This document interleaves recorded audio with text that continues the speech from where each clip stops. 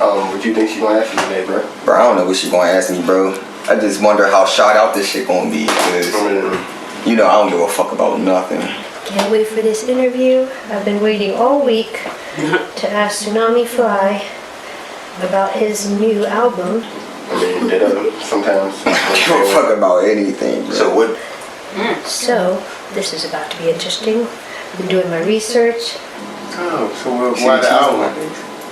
Man, we gonna see, man. You asking me too many questions, bro. We ain't even getting the interview yet, bro. So I should be ready to go as soon as he's ready. You seeing him soon? This interview about to be wild. Oh my god, yeah, it is. Hey, Tsunami Fly. Hey, what's up? How you doing? I'm good, and I'm so excited to interview you today. How you been? I've been good, you know.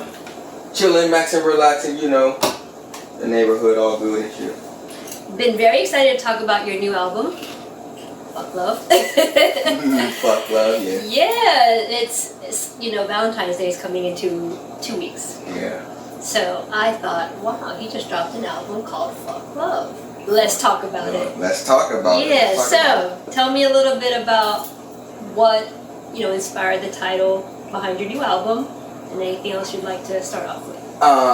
Being honest with you, it's like I got 3 albums, like, in the works right now. Okay. And it's like sometimes I go in transitions, you know, moods where I make certain music at certain particular times, depending on what a producer might send me. Right. So it got to the point that I'm making songs, and as I'm distributing throughout the 3 albums, I kept making all these love or not love songs, and they just kept adding up. So it's like, I'm not gonna put these songs on regular albums like Chain With No Charm or Cruising USA 2. So it's like, might as well make an album called Fuck Love. And it's like, it kind of came whereas Kobana sent me this beat, and it was so hard. I swear, shout out to Kobana. She sent me this beat. It was so hard. And I just kept hearing in my head, she got me saying fuck love, yeah. I'm like, yup, there go the song, there go the title of the album right there, and there go the song. That's gonna be like the album song. So, I see. Yeah. Is the album mostly like R&B type songs, or what can we look forward to in listening to your album? The genre of music that It's mostly R&B with rap verses. So it's like all the hooks on her are singy type hooks. Yes. And then it's like mostly rap. Okay. So you had a lot of fun with this album? Too much fun. So I've seen a different album cover. Tell me if I'm wrong. Yeah. There's 2 album covers, right? There's 2 album covers. I love this album cover. The first one I thought was a little more interesting, slightly controversial. It was someone other than your wife. I'm. That's right there. Oh, okay. Shout out to the cover. Oh, that's close. Yep. And she has a gun to your head. Yeah. How was doing the shoot for that album cover? How was doing this shit? Yeah. It's, you know. It was a little egging, and it was hard. Wife was cool with it, I'm assuming. It was hard, but not all the way hard. It was. Shout out to Dakota, aka. Yeah, you know what we. No, it was hard. It was hard because she does a really good job, and in her doing a really good job, it makes you be like. A good job of. Just posing? You know, doing her part in the album cover. Yeah. Sitting on you. Yeah. That's what I see is doing. Damn. Sitting on you. Scantily clad, sitting on you with and you had to lay absolutely still. Mhm. How many times did you have to take that shoot? We probably took about, I want to say maybe like 30 pictures before we got one. Because I had it doesn't look like a difficult shoot to me. I had to hook up to my phone, but there was like a whole bunch of different angles, and then we started it with us laying at the foot of the bed. So it was like I wanted it to be like her whole frame as the main part of the picture. Her laying on top of you? Yeah, so she was on top of me, but we was turned the other way, like 90 degrees the other way. So your head is by her feet and her. No. So if you're looking at it, my head was at the foot of the bed. So you seen her whole body on top of me, like the front of her.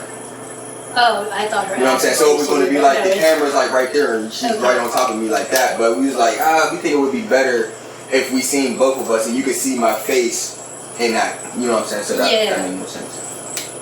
And then shout out to my man Ilwo Jada from Florida. He was like, bro. He's like, I got an idea for your album cover. Let me jump into it. So I'm like, alright, cool. You know. Yeah. Let him tap in. You want to tap in? I want to tap in. So he tapped in and sent me this back, and I showed Chrissy, and we was like, yeah, we want to run with this. That's So, definitely hard. The one you sing first is gonna be the back. So I just put the words all over the one you sing first, and we won't make that the back. And that's kind of like a person's heart on the platter. Yeah, facts. That's deep. But yeah, just talk to me a little bit more about the album. Maybe, was there like a favorite song you have? I mean, I'm sure you love all of them, but any Right now, good story behind? my two favorite songs right now might be either "Fuck Love" with Chrissy, because Chrissy's so fucking hard. Shout out to Chrissy. She's so hard. And my second favorite song might be "No Time Apart." No Time Apart. Yeah, produced by my man Young Trap. Oh, If that's we don't need time apart. a. We don't need time apart. That's my joint right there. I can listen to that joint all day. I listened to a couple songs on your album, and actually I listened to almost all the songs. And you know what? The one that stuck out to me was, can I give it away to the folks? It was the song "Want From Me," and I think the hook was like, "I just don't know what you want from me." Yeah. And I was listening to the song, and there was like a little bit of back and forth, like, you know, almost kind of like I try to, you know, we're trying not to argue, then we get into argument, then, and, you know, like I give you this, you give me this, but then it's not working out. So at the end of the day, it's kind of like that's the hook. The premise is like, I just don't know what you want from me. I'm trying to give you this, you're trying to give me that, but it's just not working. Is the sense I get. And yeah, how did you kind of come up with that song, or what inspired it? The production. Yeah. Whenever I hear a beat, I pretty much just go on the beat. So whenever I'm making a song, it's either going to be something I'm going through or something that I know someone else is going through. I see. So. Is it not personal at all? Actually, that song became personal after the fact. Huh. Yeah. Interesting. It pretty much explained me and Chrissy's last breakup with our ex. But I made that song before we broke up. We was on good terms. With your ex? Yeah. Ah. Wait. Actually, our ex was on the intro before I kicked her off of it. Ah. Yeah. Again, could you explain for everyone who may not know y'all's relationship dynamic? I didn't want to go there, but I think because you was just mentioned you're and Chrissy's ex, and usually in a monogamous relationship, it's just one ex. Yeah. But, no, me and Chrissy, you know, we're married. Yes. And then, you know. Shout out to wifey Chrissy. She likes girls, I like girls. So we like girls together. Is there a term for that? Polyamorous. Or poly for short. Oh. Stop for a moment. I want to keep a lot of asking people would say questions. polygamy, but polygamy is different. It's like more or less you're married to two different women and they're separate. We have our women together. You women together. Yeah. Does it ever get awkward for the women? I mean, it's always sharing one man. It's always going to be awkward for the woman because the woman never understands what's going on. Meaning, she can have everything right there in her face, but because the situation is what it is, she's always going to go around it. If you get what I'm saying. Yeah, I mean, I guess because our situation was great. Our last situation should have been great, and it was going good. It was going good. You know what I'm saying? We had this situation whereas, you know, we shared a bed. You know what I'm saying? Built the gaming station for just me and her, so it was about me and her. You know what I'm saying? Yeah. They had their walk-in closet, which was them two without me. So it was like we was doing what we needed to do to make everybody feel included and make everybody feel important. And it was just, you know, some people just don't get it in their head the way it's supposed to, the way it is. So as a guy, do you think having two women makes for a better sex life for yourself? No. It is exciting. It's exciting. No, it's exciting. You gotta understand, me and Chrissy's been dating for 11 years now. So we've been dibbling in and out of this situation for like, I want to say like 9 years. It's kind of hot. Yeah. I don't know if it's a furnace or... For like 9 years. So it's like, yeah, we've had our fair shares of, you know what I'm saying, we talking to different females. Mm-hmm. So it gets to the point that, you know, I'm not going to lie, you know what I'm saying? Whenever you're in a situation like that, it's supposed to be whereas I want my wife at that particular moment. And then I might want both of them at that particular moment. And then the other girl might want to satisfy. So I might want to do that at a particular moment. Whereas them two, I want them two to want to satisfy each other without me being involved. You know what I'm saying? So it goes all different types of ways whenever we're talking about situations like that. So I don't want people to get confused with, you know what I'm saying? It's not, you don't want I'm gonna be honest, don't be feeling like having threesomes every night. It's very tiring. You know, I got some wild images in my head. Just imagine coming home from the club. I don't drink. Okay. Coming home from the club at 4 o'clock after a day of waking up at 7, dealing with life and all that shit. You know what I'm saying? Sometimes you just want to get home, go to sleep. Right. But if they want to get active, then you be like, oh, I got to get active for 2. So it's like, you know what I'm saying?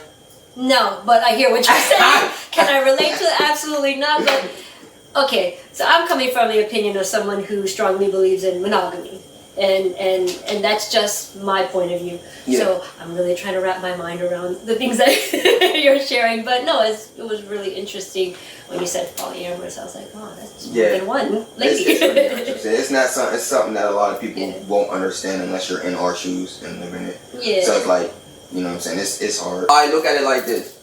Me and her's together, right? I say, whenever I'm talking to a woman, I say we're married single. Or, you know, so it's like, we're single. Right. Meaning, we're looking for someone to talk to. So when you guys go out, she's allowed to flirt with another woman. She's always allowed to flirt with That's an open door. Because she's bisexual. And then, are you allowed to flirt with other women?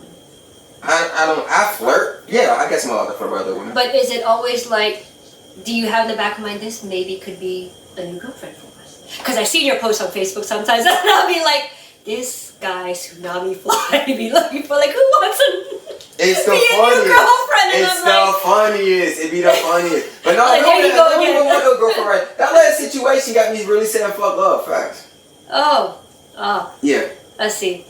Well, maybe going back to the album title, like, yeah, what? Outside of just your personal, do you feel like a lot of people in our generation feel like that? Like, fuck love, like, it's just love? I guess how far you take that? Well, no, I see a lot of younger people really in relationships, to be honest with you. It's people that's like grown that are having problems with relationships. Fact. And it's getting, I don't know.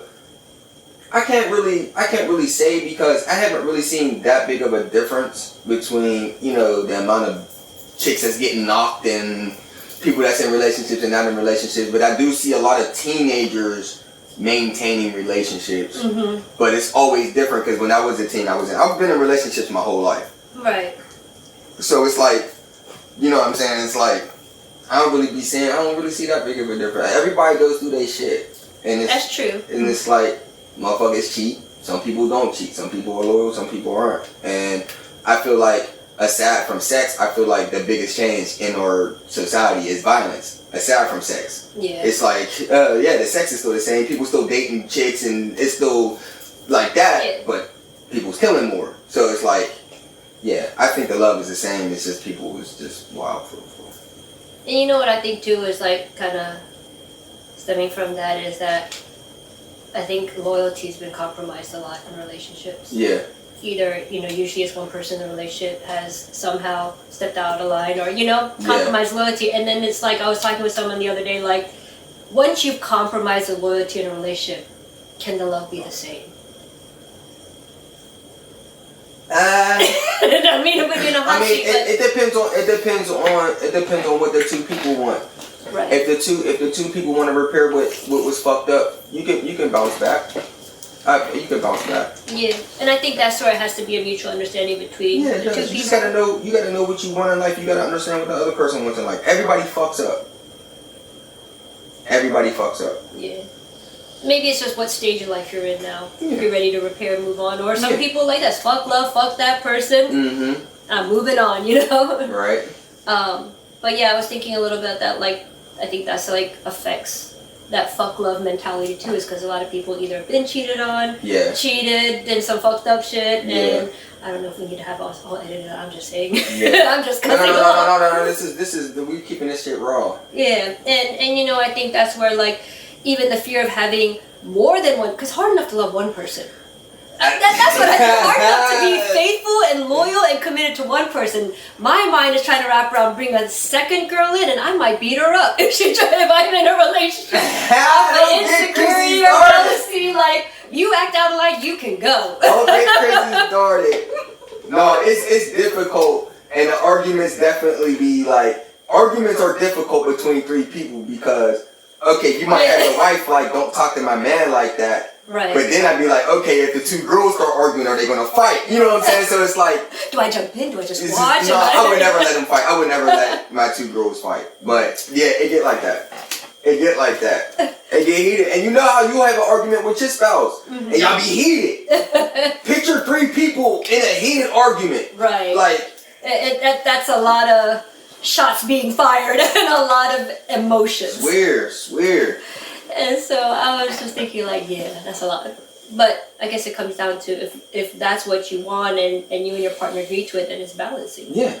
It's all balanced. It usually works out. It's not really that hard to maintain. It's all for us. It's always been the third person's mentality going into it.